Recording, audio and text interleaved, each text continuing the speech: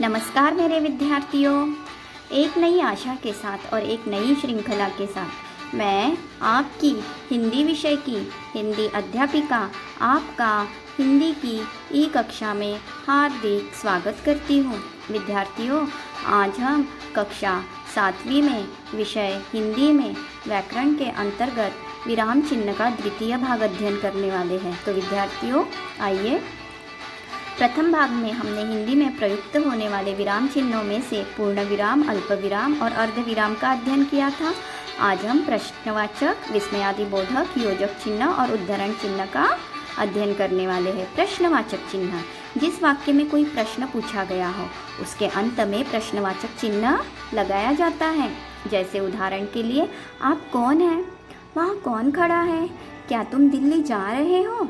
आपने देखा बच्चों, कौन, क्या, कैसे, किसे, इन शब्दों का जहाँ भी प्रयोग होता है वह प्रश्नवाचक वाक्य कहलाता है और उसके अंत में हमें प्रश्नवाचक चिन्ह लगाना पड़ता है। आगे, विस्मयादिबोधक चिन्ह। बात करते समय हम कभी कभी हर्ष में, शोक में, घृणा में, आश्चर्य और प्रशंसा आदि भाव प्रकट करते हैं। ऐसे भावों को प्रकट करने के लिए विस्मयादिबोधक चिन्ह लगाया जाता है। जैसे उदाहरण के लिए, छी कितना गंदा कपड़ा है।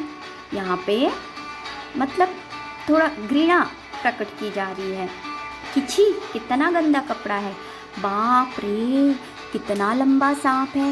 यहाँ पे आश्चर्य प्रकट किया जा रहा है। तो उसके बाद हमें जैसे छी, हाय, उफ, अरे अरे, इन शब्दों के बाद में हमें विस्मयादिबोधक चिन्ह लगाना चाहिए। आगे, योजक चिन्ह। योजक चिन्ह प्राय दो शब्दों को जोड़ता है। जैसे दो समान शब्द होते हैं, भाई बहन, माता पिता, वह मेरे भाई बहन हैं। आज बाजार में चमक दमक है। मिलते जुलते शब्दों के बीच में भी हम योजक चिन्ह लगाते हैं बच्चों। किसान खेतों में जी जान से काम करते हैं। तो योजक चिन्ह दो मिलते हुए शब्दों या फिर युग्म शब्दों के बीच में भी लगाया जाता है, या फिर जिस शब्द को बार बार कहा जाता है उन शब्दों के बीच में भी लगाया जाता है।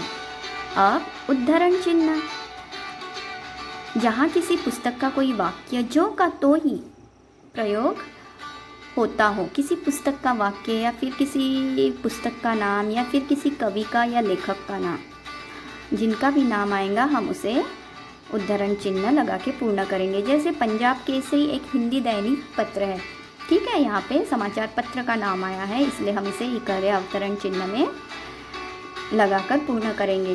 कुरुक्षेत्र के रचयिता रामधारी सिंह दिनकर है। यहाँ पे भी देखिए कवि का नाम आया है रामधारी सिंह दिनकर, इकारे अवतरण चिन्ह में। कुरुक्षेत्र किसी पुस्तक का नाम है, उसे भी हमने इकारे अवतरण चिन्ह में पूर्ण किया है।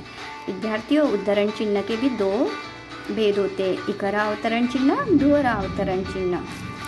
विद्यार्थियों, आशा करती हूँ कि आपको यह विराम चिन्ह का भाग अवश्य समझ में आया। अब जल्दी से अपनी कॉपी और पेन लीजिए और गृहपाठ लिखिए। निम्नलिखित में से प्रश्नवाचक चिन्ह का चयन कीजिए। निम्नलिखित में से विस्मयादिबोधक चिन्ह का चयन कीजिए। अच्छा बच्चों, अब मैं आपसे विदा लेती हूँ। धन्यवाद।